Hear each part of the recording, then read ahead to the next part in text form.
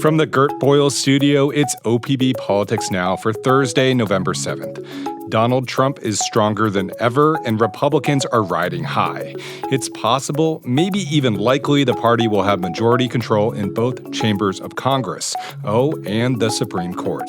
Here in Oregon, it's a different story. Democrats appear to be as strong as ever. They dominated in statewide offices and appear to have a supermajority in one chamber so far. There weren't a ton of surprises. We'll go through the major results we know so far from election night and talk about what it all means. Welcome to the podcast. I'm OPB Politics Editor Andrew Thien. I'm OPB Politics Reporter Dirk Vanderhart. I'm OPB Politics Reporter Lauren Dake. All right, Dirk, let's start with you. You were with the Democrats on election night. Take us behind the veil. This was a big party in downtown Portland. I imagine this was supposed to be a big to-do where everyone could celebrate Vice President Harris's win while toasting local candidates. But it wasn't so, was it? It really wasn't. This was in the basement of the Hilton, where Democrats often hold their event. And, you know, I would say the vibe right when I got there at 7 p.m. was palpable anxiety. By that point, we had been seeing national returns for hours. There were all these TVs set up outside the ballroom that were blaring CNN and sort of clutches of, as I say, anxious Democrats watching the latest results, watching as Pennsylvania or Georgia or whatever state, you know, was trending toward Trump. So there just wasn't the opportunity for, the feeling I got, no opportunity for excitement to build. We obviously released our first results in Oregon at around 8 p.m. Those results looked very, very good for Oregon Democrats. Virtually every race they wanted to win, they seemed to be up in. But at the time, Governor Tina Kotek was on the stage right about as results were coming in. And this was not a super joyful message. This was a let's keep it together, guys, kind of speech. Here's some of what she said. I know that we're all feeling the weight of this moment, the uncertainty, the tension, the knowledge that the future of our country is on the line tonight. You know, not the kind of thing you typically see when you're about to take Secretary of State, Treasurer, you know, Attorney General. I mean, all these things where the Oregon results seem to be trending. Yeah, that doesn't sound like a ton of fun for a party. Was there music at least or anything like that? I don't think there was music. I didn't see many people eating food. Drinks weren't free. I'm just going to say it, Oregon Democrats, not my favorite election night event I've covered. Okay. Well, you picked up the phone, though. You started asking Republicans or Republican strategists how they were feeling, because even as the national landscape has shifted red, it was really kind of the same old show here in Oregon, right? Yeah, I mean, you know, that's what we wanted to talk to Republicans about yesterday was, oh, wow, you guys had a huge night nationally, and yet nothing seems to have changed on the ground. Like, what happened? And I heard a number of things from Republicans. The first is that in terms of the legislature, they just came to the conclusion that gerrymandering is a thing here. So, you know, Republicans, as we talked about on the podcast, had this sort of grand theory that particularly in the eastern suburbs of Portland, there were gains to be had. They felt like voters there really didn't like the way the country was going, as we saw a lot of voters nationally did not, that they didn't want these Portland policies and that they were going to be potentially more comfortable sending a Republican to Salem to represent them. And that just didn't come to pass. So what I heard yesterday is, you know, we are trying to dig out of these big holes in these districts, but ultimately Democrats wrote the maps and, you know, gerrymandering, as they would say, has come into play. Let's note that Republicans, I mean, these maps passed over the objections of Republicans, but they did pass the legislature. They didn't get kicked to the Secretary of State. You know, I think they think that Democrats used what they would call abortion scare tactics to worry voters, and that was pretty potent.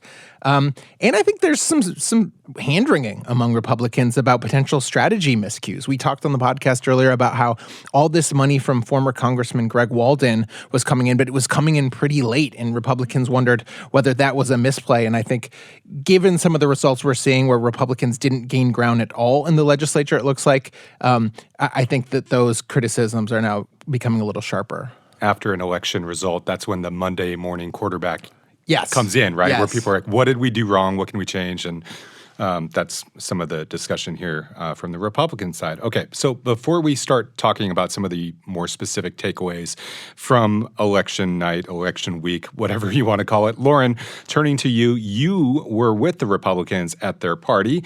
Again, using the phrase party loosely here because from what your dispatch entailed, it wasn't a place where you found some of the major candidates, right? Like the governor was at the Hilton, as Dirk said, but the major candidates on the Republican docket, like Lori Chavez-Dreamer and Will Lathrop, were they where you were on Tuesday? No, the big headliners were not there. Clackamas County Chair Tootie Smith was there, but she left as it became sort of apparent that she was losing her race. It was a mellow scene, but people were eating. There were some hot wings. There was a buffet table. There was TVs playing Fox News in the background. There was a poster that's sort of rather iconic now of Donald Trump after the first assassination attempt where he was bloody and his fist was raised and it said, "Fight, fight, fight." People were taking that down toward the end of the night and posing with with photos with him. There was a lot of people dressed in red, white, and blue. One woman had this homemade dress on it that said, "Make America Great Again," across the bottom of it. And overall, the mood was really optimistic. I mean, people did not seem overly bummed out about the statewide races. The focus was really on the national races, on Donald Trump winning re-election. A lot of his supporters at the event were talking about how their lives were better when he was president. There was a lot of talk about the economy and the border. A lot of people there mentioned that they were Christians and that he embodied their Christian values. Overall, people just seemed hopeful and more happy than probably at the Democratic Party that Dirk was at. You also caught up with Bruce Starr. He's a former lawmaker who's coming back, going to be a lawmaker again, has spent a lot of time in Salem. What's his take and how he views kind of the theme that we were discussing here between the kind of the struggles locally and then the national wins for his party? Yeah, Bruce Starr has been around a long time. He served in the state legislature for something like 16 years, representing Hillsborough. He lives in Dundee now, and he will have Brian Boquist's seat in the state Senate.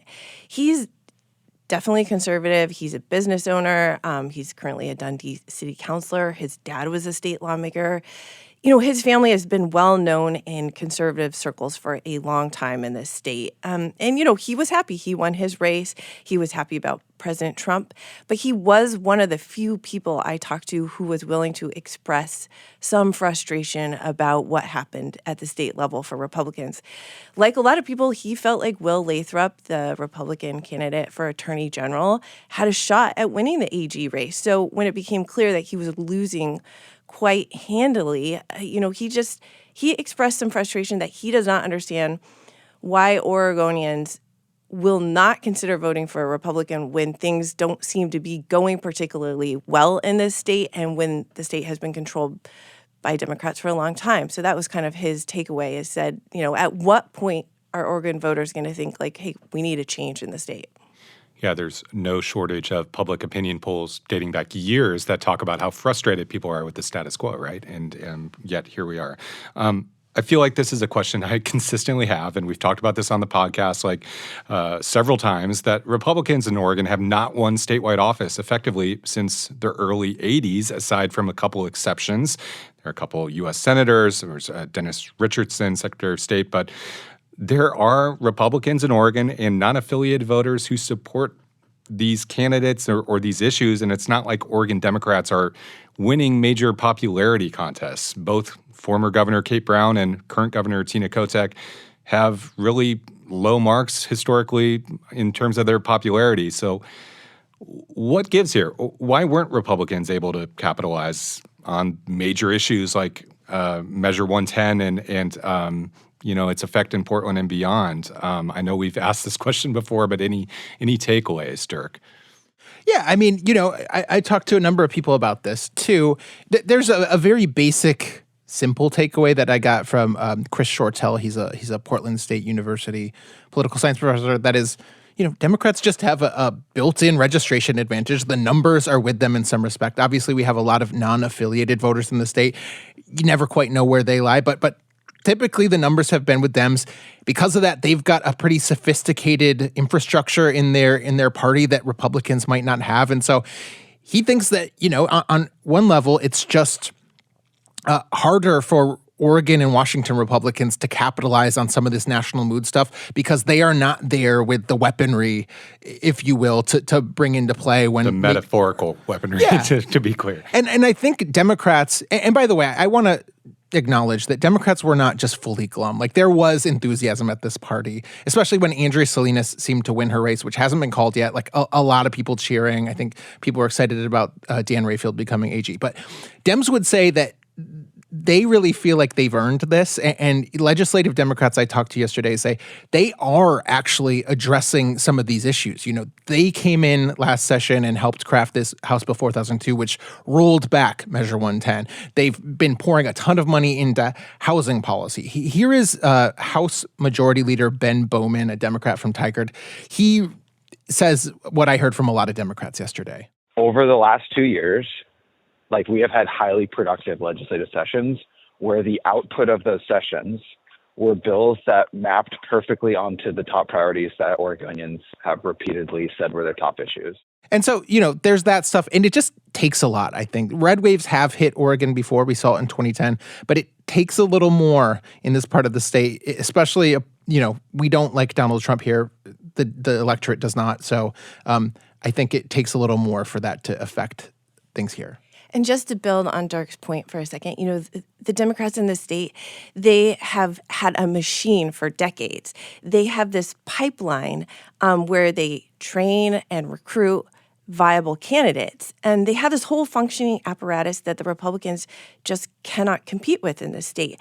And Lathrop got a lot of attention because he was a viable candidate in the state, and that's not always the case. If you look at the two other Republicans who ran for statewide office this time around, the state treasurer and the Secretary of State race, they were not really considered competitive candidates. So Republicans also have to recruit, train, and find people who are, as I've said many times on this podcast, moderate enough to appeal to a statewide audience, but conservative enough not to alienate the base. And let's note, too, we weren't immune to some of this stuff. We have a helpful chart on opb.org right now that shows a lot of Oregon counties went more for Donald Trump than they did in 2020. So there are signs of this sort of vibe that have played out. It's just not enough in Oregon to move the needle to really impact at all who controls the state. And looking back recently to the most recent governor's race, it was kind of an anomaly, right, where you had a third candidate in the race. Yep. That probably won't be the case in the next race. So I guess we'll see whether Republicans have a shot going forward in other races. But we can talk about that more in future podcasts. Dirk, let's turn to more specific measures instead of kind of the Monday morning quarterbacking here. We've been talking about what it means for Oregon. Again, we said there weren't a lot of surprises in the results, but that also includes the most expensive, the most divisive measure, Measure 118, which you covered so closely in the past few months. It went down, but maybe the surprise was how big it went down. What do you make of that? Yeah, I mean, the conventional wisdom with 118, and maybe it was wrong, was that this was a ballot measure that was promising every resident in the state $1,600 a year if they would simply vote to hike taxes on corporations that are making a lot of money. And just hammering that message home was going to be very salient for people, especially people that don't really pay that much attention and maybe weren't looking at all the critiques of it and were like, hey, money makes sense. I don't care that Walmart or Nike or whoever has to pay higher taxes. There seemed to be a sense that was going to be a very easy bubble to fill in. Obviously, we saw a huge opposition campaign to Measure 118, $15 or $16 million spent to convince people this was a hidden sales tax. There were real worries that it was going to blow a hole in the budget, and there was just a huge amount of opposition to it from politicians and groups of every political stripe. And so, yeah, what we see is about 80% no, I think a little under from the tallies I saw today. That's very, very big, given that people were essentially turning down what was being billed as free money. But it does seem that all the money spent on sort of trying to educate voters on the potential pitfalls of this really paid off. What do you make of this outcome? I mean, what do you think it says about Oregon or Oregonians? I mean, the state keeps being sort of this petri dish for big progressive ideas and policies there's varying degrees of success. And I'm not sure that we can draw conclusions on this because, one, I mean, I would say, Andrew, I think probably there was some real worry that, Measure 118's chief funding came from some folks in California. I think people have a hangover from Measure 110, which was bankrolled largely from national organizations that wanted to see their sort of policy ideas play out. Oregon doesn't want to be a guinea pig right now. I think that's pretty clear, and we feel maybe that Measure 110 was that kind of vibe. At the same time, though, I just don't know that this is fair to sort of base any conclusions on, because this wasn't really a huge battle for the soul of the electorate, like we've seen maybe with Measure 97 8 years ago, which was like unions, progressive groups really hammering this corporate sales tax, businesses really opposed, and so a huge campaign, sort of equal arms on both sides, fighting for voters, and it went down. Here it was like everyone was saying, don't do this. And like the only real messaging for it was like, you're going to get $1,600, but it wasn't being shouted at voters in the way that some of the critiques were. So I guess I just don't know. I hesitate to sort of make a big theory about Oregon voters based on 118. Okay, we'll leave Measure 118 behind. Lauren, what stood out to you from the other statewide measures? Yeah, well, I covered two measures that were both tied in some ways to former Secretary of State Shemia Fagan. And voters look to be approving Measure 115, which means Oregon will likely join every other state in the nation in making it possible to impeach elected officials.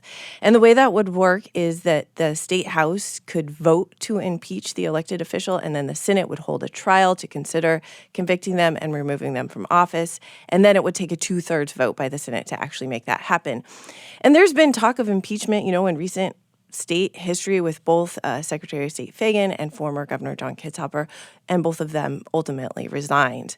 The other measure is Measure 116. That looks to be failing, and it's pretty straightforward. It would have created this independent commission that would have set salaries for the governor, the Secretary of State, lawmakers, judges, and that came up again with this issue of Secretary of State Fagan because at the time that she resigned, she was serving as Secretary of State. She noted that she was a single mom, and the Secretary of State makes $77,000 a year. And she said, that was not enough to support her family, which is why she had this lucrative side gig with a cannabis company that ultimately led to her downfall. The thing with lawmakers' pay has been an issue for a very long time. The idea is if the pay is too low, the thinking is that, it discourages people who are not independently wealthy from running from office. And so without higher wages, people feel like the state would continue to be predominantly represented by older, whiter, retired people without children living at home. Most people agree that something needs to happen with statewide and lawmakers' salaries, but people raise a lot of concerns about who would actually sit on this independent commission. And ultimately, I think that the voters agreed that there was too much nebulous details and not enough clarity around the measure.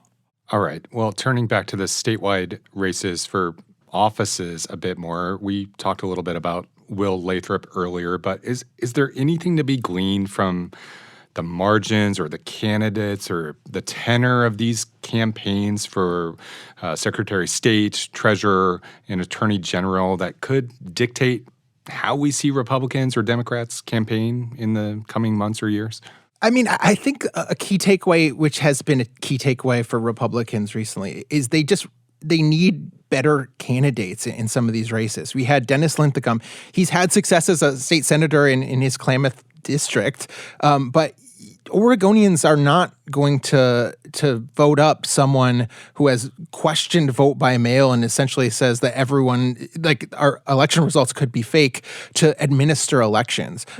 They're also probably not going to vote for someone that isn't able to raise money and run a credible campaign. The reason why Will Lathrop was so compelling is, one, he had a lot of experience. He could speak credibly to the issues. And two, there seems to be this moment where Oregonians really aren't happy with some law and order type things that maybe the Attorney General can even addressed. But I just think Republicans need, I know they always felt like they were going to have a bit of a high hill to climb in Oregon with Secretary of State just because of some of the things people in the party nationally are saying about elections. And maybe that wasn't going to be a winning play for Oregon voters. But I don't know. I feel like we've seen this in Senate races too. They just don't seem to have these candidates that really bring some of the gravitas that they might want to make a pitch to voters.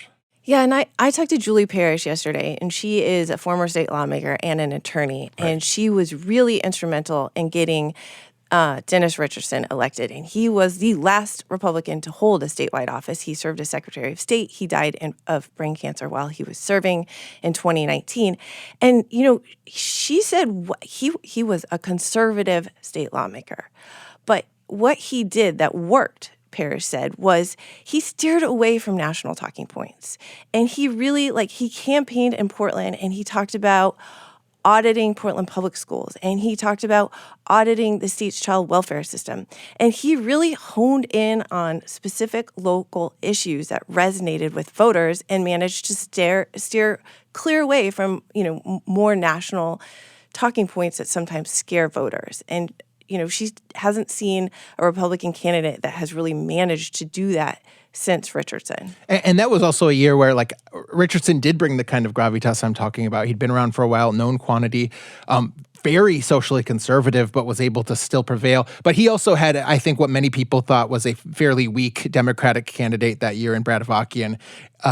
So, a lot of things seem to have to go right. But I think that's very, very good point that Parrish made.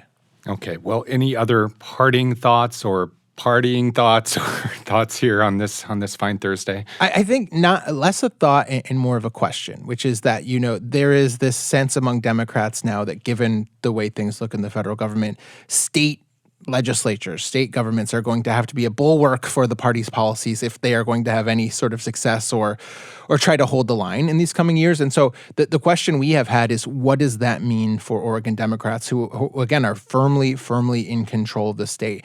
Talking to some Republican consultants yesterday, they were wondering, does this mean that Democrats are just going to hammer their agenda as hard as they possibly can? Does it make the situation in Salem potentially more partisan because the Democrats here feel like they need to represent the party's policies on a more national scale or take some grander steps to sort of oppose a Trump agenda? And I don't know the answer to that, but that is questions we are going to ask. I think that is definitely going to be a dynamic in the legislative session and probably the next 4 years. So, how the Dems pivot with these majorities we're talking about could be very, very interesting.